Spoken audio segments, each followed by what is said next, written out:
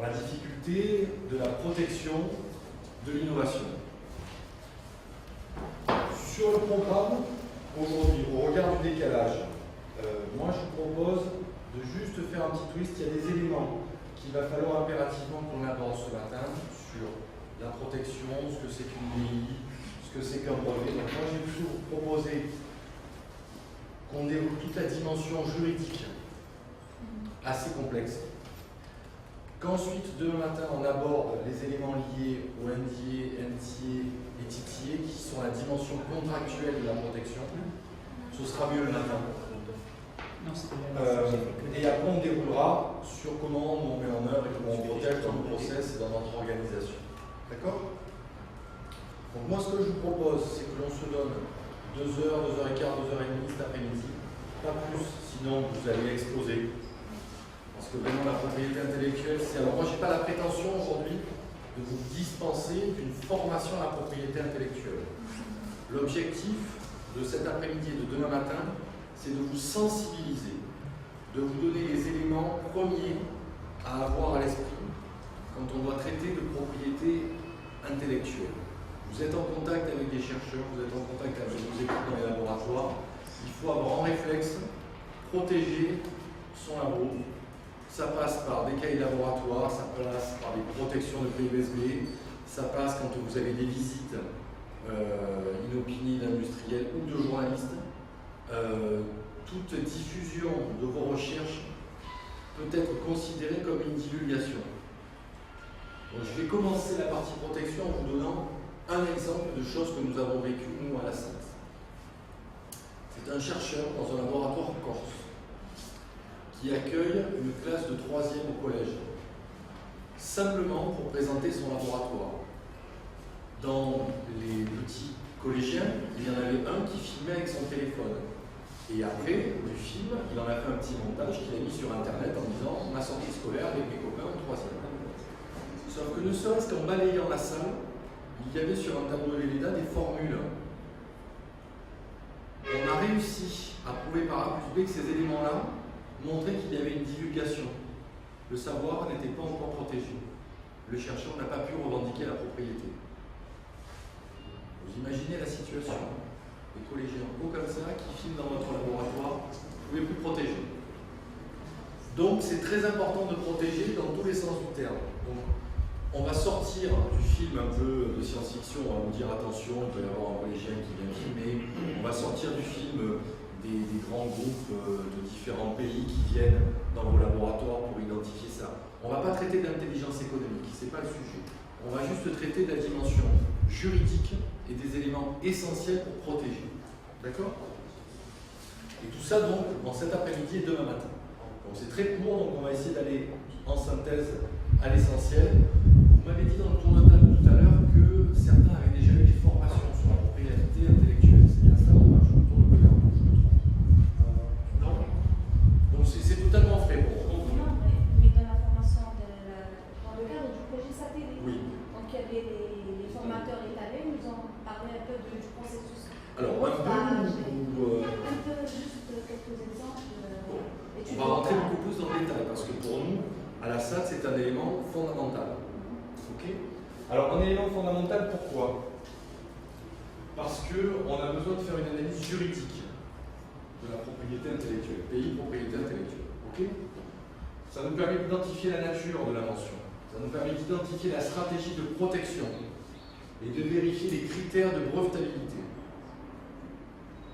L'analyse juridique aussi nous permet de cadrer l'environnement contractuel de la DI. L'analyse technico-économique que l'on va faire va nous permettre de vérifier le degré de maturité de l'invention, de vérifier l'adéquation de cette ligne avec les axes stratégiques que nous avons, que je vous ai présenté ce matin, et d'estimer donc le niveau de TRL et l'attractivité du marché et l'intensité concurrentielle.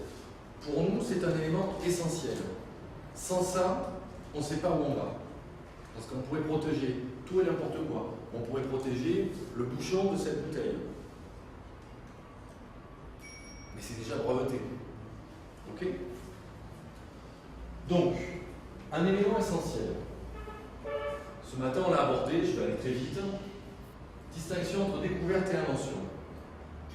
La découverte, c'est quelque chose qui n'était pas connu. Les extraterrestres, aux dernières nouvelles, on ne les a pas trouvés. L'invention, c'est créer un nouveau dispositif ou un nouveau procédé technique. Jusque-là, vous êtes des ingénieurs, des chercheurs, pas de problème. Définition d'une invention. Donc c'est une méthode, une technique, un moyen nouveau par lequel il est possible de résoudre un problème donné. Vous êtes chercheur, je sais très bien que vous savez ce que c'est qu'une invention. Mais dans les termes juridiques, il y a deux éléments essentiels qui sont le fondement de la propriété intellectuelle. C'est méthode technique, mais surtout pour trouver une solution à un problème. La base de l'écriture d'un brevet, c'est de dire j'ai une solution pour un problème. S'il n'y a pas ces deux éléments-là, vous n'avez pas une invention et vous ne pouvez pas déposer un brevet. Donc c'est important. On va un peu se transformer entre cet après-midi et demain matin en juriste. Bon, je ne vais pas me cacher, moi je suis juriste de formation. Je suis juriste spécialisé en défense, sécurité, intelligence économique. Donc je vais vous montrer surtout la dimension très coffre-fort. Il faut protéger la science. D'accord? On passe à faire oui. Donc là, j'ai juste mis un traité de Genève de 1978 qui fixe le cadre mondial de la propriété intellectuelle. Donc c'est la reconnaissance de phénomènes, propriété et loi de l'univers physique qui jusqu'à présent n'avaient pas été reconnus et susceptibles de vérification. Deux éléments, pas connus et susceptibles de vérification. C'est toujours important la notion de vérification en propriété intellectuelle. Parce que vous pouvez dire que vous avez inventé les baskets qui vous permettent de voler, mais si on ne peut pas les vérifier, c'est pas une invention. Ok? Donc on va aborder maintenant, sous l'angle juridique, les principes fondamentaux de la propriété intellectuelle. On va les aborder dans le cœur de ce qui nous intéresse aujourd'hui, sous ces 6 axes. Donc, beaucoup de choses cet après-midi, pour ça qu'on va devoir respecter l'horaire, parce que sinon, je sens que vous n'allez plus me suivre, donc on va essayer, donc je vais faire exprès, de vous bousculer un peu, de vous faire part d'exemples concrets, de témoignages que j'ai pu vivre, où vous allez comprendre que la propriété intellectuelle, il faut être très carré, mais pour autant avec beaucoup de bon sens. La propriété intellectuelle, c'est ce que vous pouvez mettre en œuvre sans être juriste de formation, à partir du moment où vous avez le bon sens. Vous n'allez pas vous promener avec votre invention sur une clé USB, si c'est une formule mathématique pour traiter de la big data, et la laisser poser sur une table, cette formule. Bon, voilà. Vous avez une visite importante avec des journalistes dans votre labo, vous n'allez pas écrire sur votre tableau Velleda la formule d'une molécule que vous avez trouvée dans une plante, si vous ne l'avez pas encore protégée. C'est normal, le bon sens. Ok? Donc, on va traiter tous ces éléments-là avec, on va insister sur tout ce qui a trait au brevet, à la marque particulièrement, dessin et modèle aussi, mais on va aller vite quand même, parce que dessin et modèle, on pourrait passer, moi je pourrais vous faire une formation de propriété intellectuelle sur 15 jours, mais ce n'est pas l'objectif. Le but c'est effectivement de vous donner, j'insiste, les automatismes, les signaux d'alerte. Donc on va démarrer par la propriété intellectuelle. La propriété intellectuelle, ça sert à plusieurs choses. Ça constitue un actif immatériel. Ça protège votre invention. Ça constitue un capital prestige. Et vous pouvez l'utiliser de 3 manières. De manière défensive, offensive ou marketing.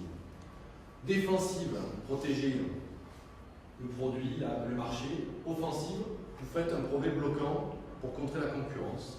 Marketing, vous faites de la pub. Je vous prends un exemple. Decathlon, vous connaissez tous la marque de sport. Decathlon, s'ils ont envie de jouer un peu avec la concurrence, Nike par exemple, rien n'empêche Decathlon de faire un brevet sur une nouvelle semelle de chaussures avec des crampons, en pleine Coupe du Monde, on va parler football, avec des crampons spéciaux qui permettent aux joueurs de foot d'avancer plus vite. Ils font un brevet. Problème, le joueur de foot ne va pas assez vite. Solution, des crampons avec une semelle réflexe qui permet d'avoir des c'est pas totalement vrai, c'est pas totalement faux, mais ils déposent un brevet. Ils le font de manière marketing, offensive, défensive. Offensive, il dépose un brevet comme ça, il verrouille. Nike ne peut plus sortir des baskets avec une semelle élastique ou à réflexe ou je ne sais trop quoi. Marketing, ils font de la publicité. Decathlon est en train de sortir une nouvelle marque, une nouvelle formule de basket qui va permettre aux joueurs de foot d'aller plus vite. Ils font de la pub. Que ça marche ou pas, on s'en moque. Ils ont déposé un brevet, ils verrouillent, ils font de la pub, ils attaquent les entreprises concurrentes. On en revient à ce que je vous disais au départ, c'est une stratégie de la propriété intellectuelle. On protège que s'il y a un intérêt. Un intérêt sur la stratégie, un intérêt sur la valeur du brevet, un intérêt sur plein de choses. Pour un établissement de recherche, parlons de notre sujet concret. C'est un actif essentiel pour le transfert de technologie. Pas de pays, vous ne pouvez pas transférer. Donc vous pouvez avoir des jeunes, madame, vous évoquiez ça, des jeunes qui vous disent « Moi j'ai une idée ».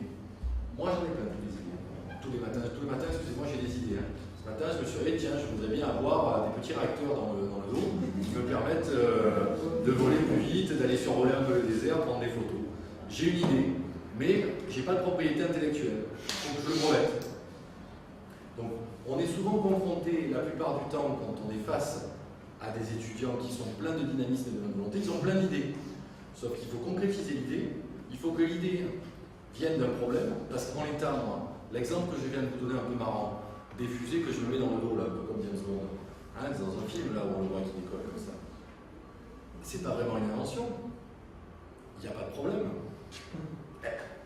Est-ce que c'est un problème que je ne puisse pas voler comme les oiseaux pour survoler et prendre des photos? Il n'y a pas de problème. Donc c'est pas encore une invention, je suis qu'au stade de l'idée. Donc c'est important de se dire, l'API, c'est la base de tout. Si vous n'avez pas de pays, vous ne pourrez jamais faire du transfert de technologie. Donc vous ne pourrez pas faire de la maturation de technologie et vous ne pourrez pas commercialiser votre actif de propriété intellectuelle né dans votre laboratoire.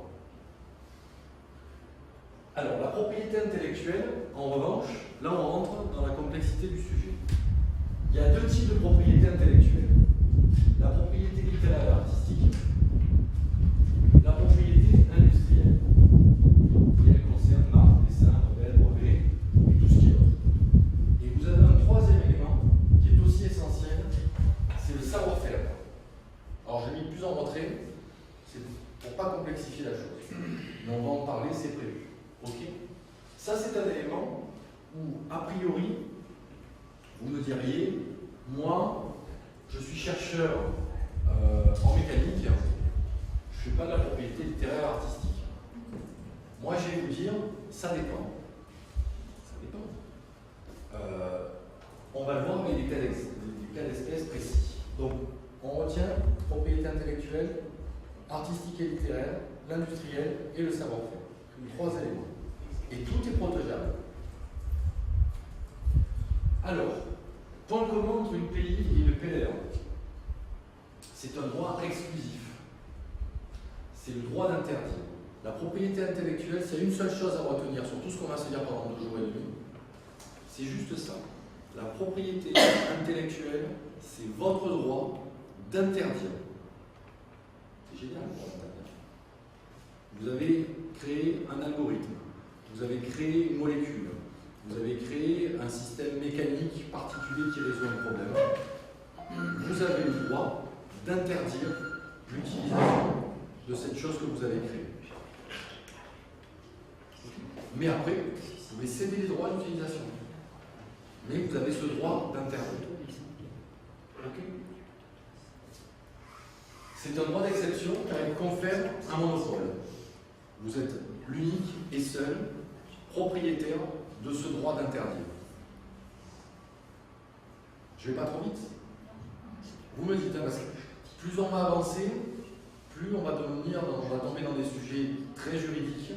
Le but, c'est pas de devenir des champions en droit en propriété intellectuelle. Le but, c'est d'avoir les automatismes, de se dire, tiens, je pense à ça, je suis en contact avec un chercheur qui a une idée, est-ce que cette idée a du sens? Est-ce qu'on a la possibilité de déposer un brevet? Est-ce qu'il faut la protéger? Ça va être ce mécanisme-là qu'il faut que vous ayez tiré sur cette période-là de formation avec nous. Petite question. Allez-y. Je me suis toujours demandé quelle est la différence entre droit et droit voisin. C'est la même chose. C'est la même chose. Le droit, c'est le droit qui vous est appliqué dans le cas d'espèce, et le droit voisin, c'est un droit qui va être en rapport avec une autre activité juridique. Droit voisin, quand on parle du droit d'interdire, propriété brevet, moi j'ai le droit de faire de la publicité par exemple, c'est un droit voisin. Qu'est-ce qui m'empêcherait de dire que mon voisin a inventé les baskets qui volent? Droit voisin, je revendique le droit de faire de la publicité pour mon voisin, gratuitement, mais je ne lui demande pas son avis. J'ai le droit de m'exprimer sur une invention. C'est bien, c'est pas bien. Ce sont des droits voisins. Mais avec le droit d'interdire, je verrouille tout. Tout ce qui a trait à ma propriété, j'interdis qu'on en parle. Tout simplement. Donc, on revient aux fondamentaux. La propriété intellectuelle, c'est le droit d'interdire. C'est un droit magique. En droit, c'est la dimension la plus forte. En tout cas, la plus forte. Dans le cadre de tout ce qui a trait au droit privé. On ne tombe pas dans la pénalité, ces choses-là. Hein, on est d'accord. Hein, on parle du droit sur nos sujets aujourd'hui. Alors, en revanche, pour de suite avancer sur le sujet qui nous intéresse le plus, c'est-à-dire la propriété industrielle. Propriété intellectuelle, c'est le package global. Propriété artistique et littéraire. Propriété industrielle, savoir-faire. On fait d'abord la différence entre propriété artistique, littéraire et industrielle. Pour la PLA, je n'ai pas un titre de propriété. Je suis chanteur à mes heures perdues, non, c'est pas vrai, je plaisante. Admettons, je décide de faire une chanson. J'ai un disque. Je n'ai pas un élément de droit qui me dit que je suis le propriétaire de cette chanson. Mais pour autant, je détiens la propriété littéraire.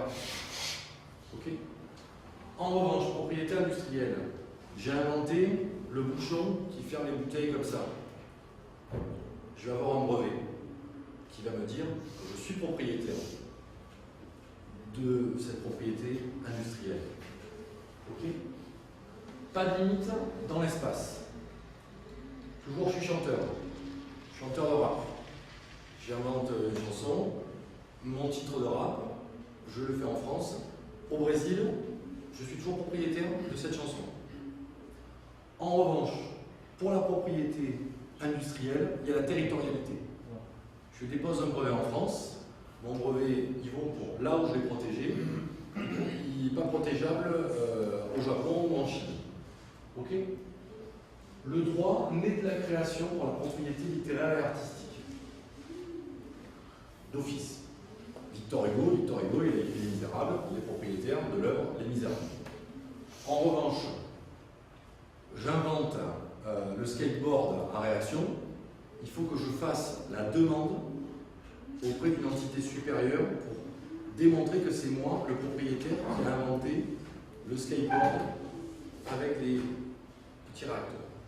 Vous avez vu des idées, j'en ai plein. Mais il faut les breveter après, c'est plus compliqué. Pardon. La propriété intellectuelle, on peut avoir un brevet à l'échelle internationale. On peut protéger une propriété intellectuelle. Tout à fait. On va y venir, tout à fait. Ouais. Donc vous avez les bonnes bases déjà. Vous l'avez déjà vu tout ça. Mais pour l'agroalimentaire, on en a besoin vraiment. Bon.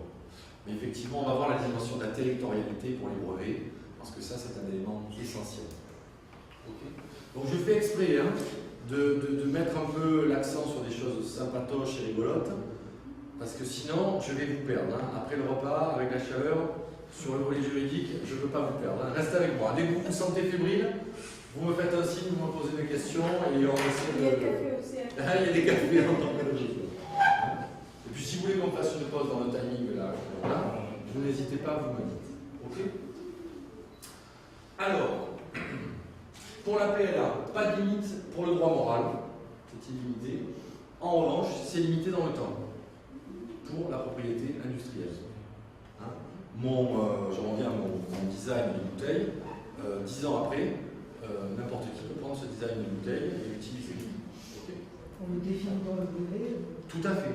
On va le voir aussi, la formule, la forme, le modèle, le montage. Je vais pouvoir vous montrer plein d'exemples si vous êtes demandeur de choses comme ça, pour vous montrer un petit peu les brevets dans leur globalité. Une chanson, on ne peut pas utiliser utilisée après un certain délai. Une chanson, par exemple, ici, je crois qu'elle tombe Elle tombe dans le domaine public. Exactement. Et après, Après la mort de l'auteur en général et après une certaine durée. Mais néanmoins, les descendants peuvent revendiquer la propriété. Claude François, c'est tous Claude François. Bon. Donc Claude François, ses chansons, ses droits d'auteur reviennent toujours à ses héritiers. Bien que vous pouvez utiliser Alexandrie Alexandra si vous voulez faire un montage vidéo et le mettre sur YouTube. C'est tombé dans le domaine public, mais il y a des droits d'auteur qui sont renversés, qui sont gérés par une entité du pays dans lequel se situe l'auteur et qui gère ça. Donc, pour la PLA, l'harmonisation des droits internationaux a été faite dans le cadre de la Convention de Berne. Pour l'API, c'est tout ce qui a trait à la Convention d'Union de Paris. Ça, on s'en fout. Hein, c'est pas important à retenir. D'accord? On est toujours bon? Pays avec PLA, propriété industrielle et savoir-faire. Allez, je vous propose d'arriver sur le sujet le plus attrayant et le sujet sur lequel on a le plus de bon sens en fait. Même si on n'est pas expert en propriété intellectuelle, il s'agit de la marque. Donc, la marque, c'est un signe susceptible de représentation graphique qui permet de se distinguer des autres, produits, services liés à la concurrence. Donc, ça fait partie d'une stratégie commerciale d'une entreprise, comme ça peut faire partie d'une université. Je vous prends un exemple. Vous me parliez des fêtes là et de tout ce qui est organisé pour les cérémonies de doctorants ou de master. Je suppose que vous organisez aussi des sessions particulières, des concours avec les étudiants, ce genre de choses. Donnez-moi un exemple du nombre de concours que vous faites, de sessions. Comment ça s'appelle chez vous? On a une journée dédiée à l'entrepreneuriat. Et comment elle s'appelle cette journée? C'est la journée des entrepreneuriats. Journée d'entrepreneuriat. Elle a un logo peut-être? Oui, il y a le logo parce qu'il y a la maison d'entrepreneuriat. Ouais. Donc normalement, il y a le logo. Alors bon, regardez, je vais être un peu taquin. Ce que vous faites, c'est très sympa. Nous, Français, qu'est-ce qui nous empêche en fait de prendre votre logo pour cette journée-là, intitulée Journée d'entrepreneuriat, et je pars avec l'idée que vous m'avez donnée. Je vais en France, je protège la marque, le logo de votre journée. En faisant ça, je peux vous interdire d'utiliser le logo de votre journée de session d'entrepreneuriat. Ou vous demandez de payer. Ou vous pouvez demander la protection de la marque. Vous voyez, quand je suis un peu taquin. Le truc, c'est qu'en propriété intellectuelle, tout est possible.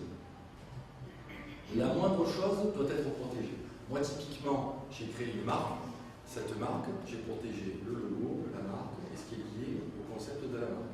Si je ne le fais pas, mon voisin qui m'entend discuter avec mon épouse de la société que l'on crée va me piquer l'idée et je vais retrouver mon logo. Au lieu d'être utile pour une activité, moi c'est les fringues, ça va être utilisé, je sais pas, pour les bouteilles d'eau et les bouteilles de lait. Voilà. Confusion, après, je suis perdu et en plus il m'interdit d'utiliser mon logo. Juste, c'est déjà arrivé, mais pour un séminaire international sur l'essence alimentaire. Ouais. On a élaboré un logo spécifique, on le fait tout le temps, on fait ce séminaire pour la Journée mondiale d'alimentation. Et pour cette année, il y a l'université à côté de Berlin. Ils ont lancé le séminaire, ils ont juste enlevé sciences alimentaires, ils ont regardé, c'était CISA, l'acronyme, ils ont enlevé CI. Et donc le même logo, et ils ont pris les mêmes journées. Donc la même journée d'alimentation, c'est une journée mondiale. Personne ne peut leur interdire, leur dire on est déjà, nous on est à la 3e édition et vous venez de démarrer. Vous auriez pu protéger la marque en fait et votre concept. Mais on protège un séminaire, un congrès. Vous pouvez protéger le logo, vous pouvez protéger l'intitulé. C'est une marque. Mais pas la journée. Pas la journée. Pas la journée, donc les dates, ils ont le droit de choisir les dates, mais par contre le logo et l'appellation du Voilà, séminaire. n'allons pas plus loin. Moi, c'était surtout pour vous faire réaliser que ne serait-ce qu'un logo sur lequel votre université va travailler, ça serait dommage. Je sais pas, moi, vous êtes une université, vous faites un logo tourné sur l'entrepreneuriat. Demain, votre logo, parce qu'il est sympa, il est joli, on le prend et on l'utilise pour en faire un logo de croquette pour chien, ça dévalorise l'université, on est d'accord? Donc c'est là où la protection de marque est essentielle.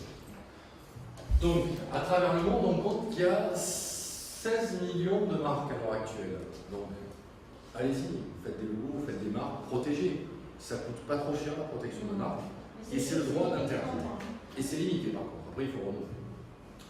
Différents types de marques. Alors, vous avez des marques verbales, des noms communs, des patronymes. Donc là, j'ai pris des exemples, Peugeot, La Fuma, des néologismes, Carambar, ça peut être marrant, des acronymes, ASICS ou le chiffre 406 pour la voiture Peugeot 406. Après, vous avez des marques figuratives, un logo. Donc, c'est ce qu'on évoquait avec notre séminaire entrepreneuriat. Vous avez un logo plus le texte. J'ai pris l'exemple du vieux campeur. Vous connaissez peut-être le vieux campeur. Bon, ben voilà. Vous avez une marque sonore. Sonore, c'est possible en théorie, mais c'est compliqué. Quoi qu'il y en a, concept de marque que vous connaissez probablement, c'est Affleux. C'est Il est fou, Affleux. C'est une marque verbale. C'est protégé. Vous ne pouvez pas dire il est fou le mou, parce que voilà, c'est protégé par Affleux. Une marque olfactive, alors là, c'est encore plus dur. Là, on n'est pas encore tombé, mais tout est possible. Qu'est-ce que ça veut dire olfactif? Je connais pas ça. L'odeur. Ah, ça veut dire. C'est pour l'odeur. C'est l'odeur.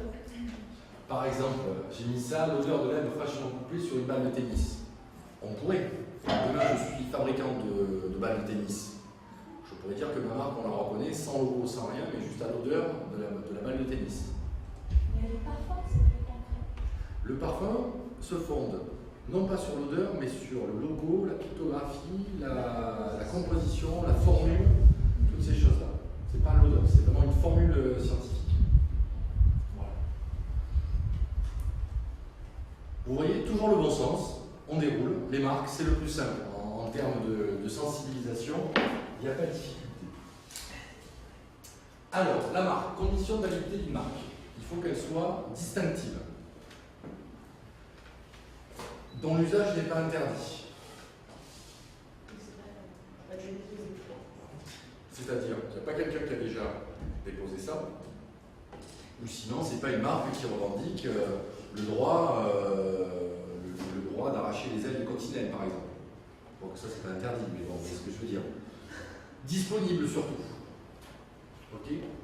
Et pour la marque, pas besoin de nouveauté, ni d'originalité. C'est là l'avantage. Vous pouvez tout faire en matière de marque. On ne vous demande pas d'être un inventeur dans la démarche. Elle doit être distinctive. Donc, ne pas décrire le produit ou service non usuel, donc le lait pour le lait. Vous ne pouvez pas appeler votre marque lait si vous vendez du lait. Ça va de soi. Ne doit pas être nécessaire ou générique. Entrecôte en restauration. Je ne peux pas avoir un truc qui s'appelle la marque entrecôte. Okay, ou la marque cuisse de poulet. Ça n'a pas de sens. Il ne doit pas être visuel, ça doit. Donc le nom d'une molécule chimique. Je ne peux pas appeler ma molécule chimique Anastasia ou Stéphane. Hein, ça n'a pas de sens. Okay. Donc, usage non interdit. Donc, pas de drapeau, pas d'emblème, pas de devise et pas de signe contraire aux bonnes mœurs ou de dénomination chimique internationale. Ça, vous ne pouvez pas le faire. Ma marque, par exemple, ne peut pas reprendre, je ne sais pas moi, si, sur le dollar américain. Je ne peux pas reprendre la devise qui est mise sur le dollar américain comme étant une marque. Je sais pas loin. Ok. Pas de signe de non trompeur. Borax pour la margarine, ça m'a toujours fait rire. Le beurre et le borax. On ne peut pas faire ça, c'est trop facile. Ça vous parle cet exemple? Alors, disponible. Naturellement, ça ne doit pas être enregistré déjà comme une marque. Et d'autres signes sont opposables à l'enregistrement d'une marque. La dénomination sociale, le nom de domaine, le dessin, le modèle et le droit d'auteur. Naturellement, il faut que je fasse une recherche valablement pour savoir si ma marque n'a pas déjà été déposée. Okay. Risque de contrefaçon, même si marque non identique, donc similitude visuelle, similitude intellectuelle. La vache qui rit, vous connaissez tous la vache qui rit? Bon, je ne peux pas inventer la marque, la vache qui pleure. C'est trop proche. Alors je fais exprès, je prends des exemples un peu excessifs, mais au moins vous vous en souviendrez. Mais ici en Algérie, ça existe des marques pareilles. Il y a Nutella, il y a Nutella. C'est apparemment la même composition et tout, mais déjà ça rime de la même manière sur un peu vers Alors attention, l'exemple que vous donnez, c'est utile pour notre débat. Mais moi, je ne peux pas vous dire sur l'état de droit quelle est la situation, parce que tant ce que vous et moi on ne sait pas, c'est que Nutella Alors, Nutella est protégé, mais est-ce que Nutella n'est-il pas en train de faire un procès à la marque dont vous me parlez? Moi, je ne sais pas. On ne sait pas. Ils peuvent le sortir, ouais. Mais après, c'est C'est au à la- détenteur de la marque d'origine De venir de dire, faire la j'ai le droit de demande. vous interdire. Voilà. Ok. Et est-ce qu'il y a une base de données ou un lien Je vais où vous on montrer tout ça. vérifie? Tout à fait. Vous allez voir tout ça. Voilà. Donc, les exemples. Lavage keeper, c'est marrant. Borax, c'est marrant. Ça va vous rappeler qu'effectivement, ça, en droit, vous ne pouvez pas. Mais c'est pas parce qu'en droit, on vous dit que vous ne pouvez pas, que ça va vous empêcher de le faire. Hein. Moi, si j'ai envie d'arracher les Après, c'est pas vu pas pris. voilà. Ouais. Hein. Donc voilà. Pareil, similitude phonétique, lactel, lactaïne, c'est l'exemple que vous voyez sur la marque de Nutella, à peu près similaire. Voilà. On est bon toujours là-dessus, je ne vous ai pas perdu? On retient l'exemple de la vache keeper, c'est le meilleur. Étendue la protection d'une marque. Donc là, la protection de la marque, c'est pour une classe de produits ou un service donné. On connaît tous la marque de crème Mont Blanc. Il y a des trucs en boîte. Mais on connaît aussi les stylos Mont Blanc. Mais ce sont deux choses différentes. Si demain, je décide d'appeler, je ne sais pas, allez, je crée un nouveau téléphone. Mon nouveau téléphone, je l'appelle Nike, comme la marque de basket. J'ai le droit parce que ce sont deux choses différentes. Bon, sauf que je ne m'aventurerai pas à déposer de marque contre Nike, hein, parce que je suis sûr de perdre avec leurs avocats chaque fois. Mais, vous voyez, Chez nous, il y a par exemple Ifri, c'est à côté. oui, Il y a Ifri Olive, c'est juste à côté. Il y a quelqu'un qui a créé une autre entreprise pour exactement produire de l'olive. Lui a donné le nom Ifri Olive. Ifri aussi, voilà. Mais comme s'ils sont sur deux segments différents, Voilà. c'est possible. Ok. Il n'a pas voulu, il n'a pas voulu parce que lui aussi, elle a projeté de créer Ah oui. Donc après, il y a aussi d'autres éléments, parce que je rembobine un peu. Quand on parlait au tout début justement de la stratégie que l'on a à vouloir protéger, offensive, défensive, marketing, vous doutez bien que la bouteille, la marque Ifri, elle avait peut-être prévu demain dans sa stratégie commerciale d'aborder de nouveaux liquides, ne pas faire que l'eau, peut-être faire un soda, peut-être faire une olive, toutes ces choses-là. C'est exactement les sodas. Voilà. Mais c'est ça. Il y a quelqu'un d'autre qui a créé une entreprise juste de l'olive. Il lui a donné le nom Ifri Olive. Maintenant, même Ifri a investi dans le domaine de l'olive. C'est-à-dire, il veut. Oui, mais à ce moment-là, il aurait fallu déposer la marque avant. Même s'il n'y avait pas de production, au moins ils avaient la marque. Et le jour où ils avaient envie de produire de l'huile d'olive, ils auraient pu le faire. Donc le Ifri version huile d'olive a acté donc une stratégie offensive pour contrer la concurrence bouteille d'eau qui n'avait pas encore eu la volonté de se positionner sur le segment de l'huile d'olive. Et donc les deux marques peuvent être à côté parce que pour l'instant, jusqu'aux dernières nouvelles, dans le cadre du droit international de la Convention donc, du monde de Paris, deux segments différents, l'eau et l'huile, c'est pas la même chose. Ok. Et limité au pays dans lequel elle est déposée. Il y a aussi cet élément-là qu'il faut prendre en considération. Donc on peut faire des choses, on peut l'étendre, on va en parler après de la territorialité. Dépôt et durée de la marque. Donc la marque appartient à un seul déposant. Mark Zuckerberg, son logo Facebook, sa marque, ça appartient à quelqu'un. Le dépôt, donc en France, nous, on doit faire ce dépôt à l'INPI. Vous, en Algérie, quelle est l'entité qui gère la propriété intellectuelle nationale? Pareil, on a l'INAPI à Alger. C'est l'INAPI chez vous? Oui, et on a le brevet de l'agence de. Voilà, l'INAPI. Ah, Londra, Londra. Londra, c'est Londra, c'est Londra. On se répète ça, on fait ça. On a plus En tout cas, c'est un office national, dans tout pays, il y en a un. C'est ça, nous, c'est l'INPI en France. C'est des inventions. C'est Londra, déjà. Londra, tu as les avocats. Il n'a plus la protection. Donc la méthode est la même, hein, le cadrage juridique est le même, quel que soit l'office qui gère ça, quel que soit le pays. Le déploiement international, il est possible à condition d'avoir un dépôt national prioritaire, délai prioritaire de 6 mois pour la marque. Ok. Ça, je vais vous dire. On va rentrer à un certain moment dans le détail. Ne vous faites pas peur avec les détails. Moi, j'ai qu'un conseil à vous donner. Quand on a envie de se lancer dans la valorisation de l'innovation, pour les aspects juridiques, à un moment donné, malgré toute la bonne volonté des universités, malgré toute la bonne volonté des entités s'adjoindre les services d'experts en propriété intellectuelle, les cabinets d'avocats. Donc, ayez à l'esprit que, ne serait-ce que pour écrire des brevets, s'appuyer sur un cabinet d'avocats expert dans la rédaction de ces brevets, c'est un coût. Donc il faut le budgétiser si demain vous souhaitez, quelle que soit la formule que vous retenez pour faire de la valorisation de l'innovation, la dimension juridique, c'est pas à l'issue d'une formation modeste comme la nôtre aujourd'hui, ou seulement sur 2 demi-journées on va parler de propriété intellectuelle, que vous allez être champion sur cet aspect-là, hein, j'insiste. Aujourd'hui, ce n'est que pour vous donner des signaux d'alerte, de sensibilisation, d'automatisme, mais ça n'a pas plus loin. Hein. Tout ce qui est question de délai, c'est affaire traitée par des cabinets d'experts. Okay. Tout ce qui est question de territorialité, on va en parler, j'irai relativement vite, mais c'est affaire traitée par des experts. Donc le dépôt communautaire pour l'Union européenne, 27, donc dans le cadre de l'UIPO, et la durée donc, de 10 ans, renouvelable à l'infini. Ça c'est important pour la marque. Sauf d'échéance en usage ou dégénérescence, ou forclusion par tolérance. Ok. Forclusion par tolérance. J'ai un exemple à l'esprit. Dans les années 30, nos parents ont tous connu, il y avait des marques de savon un peu réputées. Bon, ben ça, on ne les utilise plus, ou c'est tombé dans le droit commun.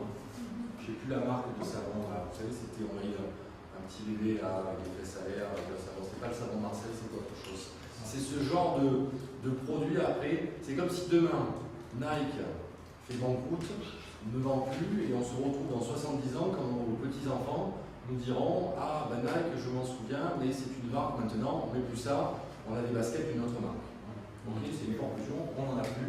Et on tolère, les anciens propriétaires tolèrent qu'on utilise ça. Bon, je n'ai pas d'exemple, à part le savon, mais dont je vous dis le nom de la marque. Qu'est-ce que vous avez comme vieux produits en Algérie? C'est souvent des produits d'huile d'olive qui sont un peu tombés comme ça, dans l'oubli. Si peut-être la marque de... Il y avait une marque de poudre en chocolat, vous savez qu'on voyait sur souvent c'était sur des panneaux métalliques en émail. Vous voyez ces anciens trucs là qui sont très à la mode. Alors il y a notamment Banania, il y a d'autres trucs, mais c'est tous les produits qu'on a à l'esprit, que l'on voit sur des trucs en émail, et qu'effectivement on se dit ah ben oui, on tolère, les propriétaires tolèrent que il y avait les chocolats dans tout tel, vous savez, la poudre de chocolat, il y avait ce genre de trucs. C'est des choses où après le propriétaire tolère parce que ça fait toujours une espèce de publicité sympathique. Ok. Alors, la recherche d'une marque, pour nous en France, c'est ça. Mais vous pouvez l'utiliser aussi. C'est un site internet, hein, base-marque.inpi.fr, et vous pouvez tout trouver. Toutes les marques, les 16 millions de marques, sont référencées sur ce site. Et donc, alors, ce qui est marrant, si vous voulez, moi je me suis amusé, vous avez tout le détail en fait des marques, par exemple, la virgule pour Nike, elle est faite d'une façon bien particulière, géométrique, donc le dépôt de la marque, vous pouvez trouver sur ce site internet tout le détail qui précise d'un point de vue géométrique comment la virgule Nike est faite. Et donc tout cela, c'est reproduit. Parce que la virgule Nike, c'est pas juste un petit truc comme ça, c'est dans le cadre d'un cercle, plus un triangle, plus un rectangle. C'est tout un truc qui a été déposé parce que c'est un dépôt de logo. C'est comme des drapeaux, il faut qu'il y ait des définitions. C'est ça. Des dimensions de logo. C'est tout à fait ça. Excusez-moi, mais si la marque elle est protégée, il y a des autres produits, par exemple, qui sont faits en Chine et tout. Ça s'appelle la contrefaçon. Et la contrefaçon, c'est pas légal. Oui, c'est pas légal, mais le fait, qu'est-ce qu'elle a fait la marque pour. La marque, si vous voulez, en fait, je suis Nike. Mes baskets sont reproduites en Chine. Je saisis l'entité où j'ai déposé ma marque. Si, bon, je ne prends pas le bon exemple, je prends Decathlon. Allez. Decathlon, on est en France, marque française. Les Chinois me reproduisent la marque Decathlon, mon logo, toutes ces choses-là. Mon logo, il est protégé. Je découvre qu'il y a le même logo, mais ça ne s'appelle pas Decathlon, ça s'appelle Decathlon. Mais c'est plus ou moins la même chose. Et je décide donc de saisir l'INPI, et c'est l'INPI qui va enclencher une procédure. Donc la procédure, elle est sur deux axes, la police aux frontières et le contrôle douanier. Interdiction de faire venir sur le territoire où est protégée la marque des baskets qui s'appelleraient Decathlon ou Decathlon mais qui seraient mal faites. Ou Adidas. Ces hommes juste c'est tout. Tout à fait. Mais juste par rapport au territoire où la marque elle est protégée. Oui. Mais dans les autres pays, ça peut partir. Du coup, ça ne sert pas trop à grand chose. Mais il faut protéger partout. Mais ça coûte très cher. C'est pour ça qu'on va parler territorialité, on va parler coût. Là, on va se faire de l'argent. Et puis il y a des pays où ça ne vaut pas le coup de protéger parce qu'ils n'ont pas de droit. Non, mais c'est surtout qu'ils n'ont pas de droit de la propriété intellectuelle. Donc les procédures, elles n'aboutiront jamais. Donc il y a des pays où on sait qu'on sera contrefait, on sait qu'ils nous copieront, mais on ne pourra rien faire. Donc ça ne sert à rien de déposer dans ces pays-là, de payer, parce qu'on ne pourra pas mettre d'action derrière. Tout à fait. Ok, on est toujours bon sur la marque? J'avance, vous voyez, je vous parlais de Decathlon. Exemple de dépôt de Decathlon sur la marque Decathlon. Donc le logo est déposé, le slogan le sport pour tous, tout pour le sport est déposé aussi. Donc il y a le détail en fait donc, du process, la classification, les éléments, le type de produit, 25 vêtements, un jeu, toutes ces choses-là. C'est tout un détail. Mais ces choses-là, déposer une marque, il faut le faire sérieusement. Hein? Est-ce que sur la marque, vous avez des questions? Le design, comment on protège, par exemple, pour la classification? Oui. Par exemple, on peut prendre l'eau, l'huile, Tout à fait. Donc, dès le départ, on a Tout dépend de votre stratégie. Tout dépend de votre stratégie. Si Ifri avait eu au départ la vérité, ou en tout cas la vraie volonté de faire d'autres produits, dans leur dépôt de marque, ils auraient dû dire plus machin. Qu'est-ce qui empêcherait Ifri de dire mes bouteilles, une fois qu'elles sont jetées, je les recycle et j'en fais des t-shirts. Et ma marque Ifri, je la mets sur les étiquettes. Ça change le coût. Et ça change le coût. Stratégie. Stratégie. Quel est le rapport entre l'investissement que vous allez faire et ce que cela pourrait vous rapporter? Peut-être qu'Ifri, en fait, n'avait pas les fonds suffisants, pas pour déposer la marque sur l'huile d'olive, mais en se disant demain, si on dépose, ça voudrait dire qu'on doit aussi envisager les créations d'huile d'olive, d'usines d'huile d'olive. Mais est-ce que je peux envisager C'est défensif là. Ils auraient pu déposer dans la aussi. juste pour un défensif qui des fois achètent que des noms de domaine et les revendent parce qu'ils ont misé sur un nom de domaine qui à un moment donné allait être utilisé par quelqu'un. Mais attention, c'est avec ces conditions, exclusivité, on revient sur Borax, on revient sur la Stippler. Oui, il faut pas respecter. Voilà, il y a une condition minimale, sinon on va protéger, on ne peut pas protéger l'herbe mouillée. Hein, on ne peut pas protéger l'odeur du miel. Voilà. Okay. Donc, plus d'autres questions sur la marque? On avance, on passe au dessin et modèle. Ça, c'est autre chose. Et de la même façon, on peut le protéger. Donc, le dessin, c'est un type de propriété industrielle. On est toujours dans la PI. PI au titre de propriété industrielle. Ça protège une création d'ordre esthétique, là pour le coup. C'est la protection porte sur l'apparence d'un produit. Ce qui est caché n'est pas protégé. Ça, c'est important. Je prends l'exemple d'une chaussure de ski. Si ce dessin, ce modèle, en fait, sous la petite boucle là, j'ai caché un dispositif de crochet que je ne protège pas, qui n'apparaît pas sur mes plans, il n'est pas protégé. Donc mon dessin, mon modèle va être le plus complet possible. D'accord? Donc ça comprend les dessins en 2 dimensions, mais aussi les dessins en 3 dimensions maintenant. Et demain, ça va basculer en 4 dimensions. Ok? Ça s'obtient toujours par dépôt auprès de l'office national auquel vous êtes rattaché. Donc là, j'ai mis une réponse. Et on peut le représenter avec plusieurs vues si c'est un modèle en 3 dimensions. Typiquement, allons chez Renault. Je vous ai pris le modèle des pare-chocs de la dernière Laguna. Dessin, modèle, c'est déposé, c'est verrouillé, c'est protégé. Demain, non, parce que c'est même pour Peugeot Renault maintenant. Demain, Chrysler veut prendre le modèle de cette calandre de truc, ne peut pas. Ok.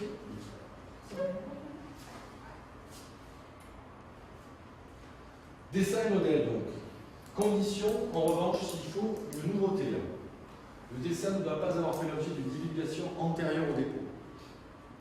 C'est essentiel. Je suis ingénieur chez Renault. Mon modèle en 3 dimensions, je l'ai mis sur YouTube juste pour montrer que je savais faire des modèles en 3 dimensions. Je ne peux plus le breveter. Je ne peux plus le déposer. Qui n'est pas identique à un autre modèle divulgué. Un pare-choc de voiture, si c'est le même que chez Porsche, il y a un problème. Je ne peux pas le déposer. Lorsque les caractéristiques entre les deux objets ne sont pas différents et les détails sont insignifiants. Là, il faut être prudent aussi. De la même façon, sur ce genre d'informations que je vous donne, je dis, voilà, attention, prévenez d'avocat. Parce que là, on parle de choses très, très palpables, visuelles. Dessin et modèle. Ça peut être de l'immensément petit aussi. Un microprocesseur. En termes de similitude par rapport à un microprocesseur, vous allez avoir un truc différent. Attention. Ok. Le délai de grâce donc, pour le créateur est de 12 mois. Caractère propre, donc c'est un caractère individuel, suscité chez l'utilisateur averti, une impression visuelle globale qui diffère de ce qui est déjà connu des spécialistes. Appréciation encore plus subjective. Un élément, parenthèse. Tout ce qui est lié à la pays, quand je vous disais en introduction, doit être contrôlable. Rappelez-vous, je prenais l'exemple des baskets qui permettent de voler. Il faut qu'une personne dans le domaine qui est en rapport avec la basket volante puisse dire ça marche ou ça ne marche pas. Là, c'est la même chose. Il faut que vous soyez dans une approche où un expert de dessin mécanique, on prend l'exemple de pare-choc de voiture, puisse dire oui, effectivement, les deux orifices pour les phares sont différents de la marque Porsche. Ou non, à 2 mm près, mais c'est trop proche. Il faut pouvoir avoir un point de comparaison et des échanges avec, on appelle ça un bon expert sur le domaine d'activité. Okay, puisque l'INPI contrôle tout ce qui est déposé. Et donc, si vous êtes expert en électro, c'est ça? Non. En physique. Demain, vous déposez quelque chose en physique, votre dépôt d'un brevet, par exemple, va être étudié par un autre chercheur expert en physique. C'est toujours dans le même segment d'activité. Vous avez une question, monsieur? Est-ce qu'il y a une relation entre les différents organismes de protection dans les différents pays? Non, à part la mise en œuvre de conventions internationales. Ici, quelqu'un dépose dans un pays, il vérifie que dans le pays où il est, il n'y a pas de problème, mais ça pose un problème avec un autre pays. On va y venir justement, c'est la territorialité. Demain, vous avez une invention, vous la brevetez en Algérie. Elle n'est valable qu'en Algérie. Mais demain, moi je suis touriste, je viens en France, je vois votre invention, je retourne en France, je dépose en France, en Allemagne, tout ce qui est en Europe, plus le Brésil, plus le Japon, je vous donne, j'ai le droit de vous interdire de sortir votre invention sur ces pays-là. Et je ne peux pas vous... Non, vous pouvez l'interdire que dans votre pays où vous avez déposé. Dans votre pays. Que là où vous avez déposé. Ou sinon, après on va y venir, c'est la territorialité. Mais ça, on va en parler sur le brevet, parce que c'est ce qui nous intéresse beaucoup pour la matière innovation. Et vous avez le choix de le déposer dans différents pays. Mais selon des critères. Et avec un coût. Et la chronologie, ça n'a pas d'importance? Si, justement, on va le voir tout ça. On va le voir. Oui. Qu'est-ce que vous voulez dire par le délai de grâce? Le délai de grâce de 12 mois, c'est qu'au moment où vous avez votre délai vous faites votre dépôt, avant même que l'étude soit faite, pendant 12 mois, c'est protégé. Voilà. Avant qu'il y ait cette étude préalable. Prise en compte de liberté laissée au créateur, marge de manœuvre, non contrainte à l'ordre public. Là, c'est juste des informations un peu plus détaillées. N'allons pas plus dans le détail. Sur cet aspect, donc des dessins et modèles, ce qu'il faut retenir, c'est les conditions de nouveauté, c'est essentiel. Et surtout, voilà, ce que ça apporte en termes de représentation 3D et ce qu'il faut pouvoir produire. Ok. Alors, exclusion, c'est la forme dictée par la fonction du produit et les pièces d'interconnexion. Là-dessus, il n'y a pas de besoin. Okay. Procédure de dépôt. On dépose au niveau national, communautaire ou international. Extension possible dans un délai prioritaire de 6 mois, on en a parlé tout à l'heure. Publication du modèle immédiatement. Et il faut un enregistrement. Okay. Et pour tout ce qui est dessin modèle, c'est 5 ans renouvelables, 4 fois. pour arriver jusqu'à 25 ans. Le modèle de pare-choc Renault, je ne sais pas combien ils sont, mais ils ont jusqu'à 25 ans maximum. Okay. Petite particularité, on peut superposer ça avec le droit d'auteur. Il y a des proximités entre le droit d'auteur parce qu'en fonction du modèle de dessin que vous faites, la dimension littéraire artistique peut être prise en considération. Exemple, les Ferrari. Vous connaissez probablement Pininfarina, qui a designé certaines Ferrari. Il revendique aussi son droit d'auteur en propriété littéraire et artistique, parce que c'est de l'art. Par exemple, le Ferrari pour cette dimension. Ok. Dessin et modèle, pareil, une base de données pour aller vérifier sur Internet si votre modèle existe déjà. Nous en France, c'est celui-ci, base-modèle.ip.fr. Vous pouvez tout nous faire en termes de renseignements. Vous pouvez chercher par le déposant, par le mandataire, pour l'objet. Moi, j'avais pris un exemple juste pour rigoler. Trottinette. Il faut s'amuser des fois avec des moteurs de recherche comme ça. Ils sont bien faits.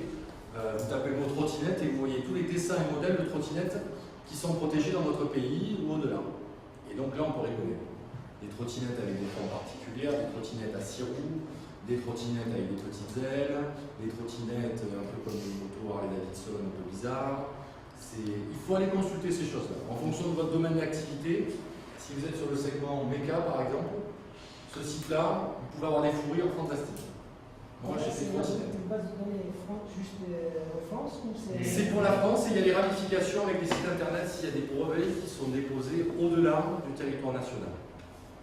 Il y a par exemple quelques pays qui n'ont pas une base de données accessible, c'est-à-dire qu'on ne peut pas vérifier. Vous ne pouvez pas vérifier. Alors, ils vont vous dire, je ne sais pas, allez, prenons un pays un peu loin, l'Inde. L'Inde, ils peuvent aussi protéger.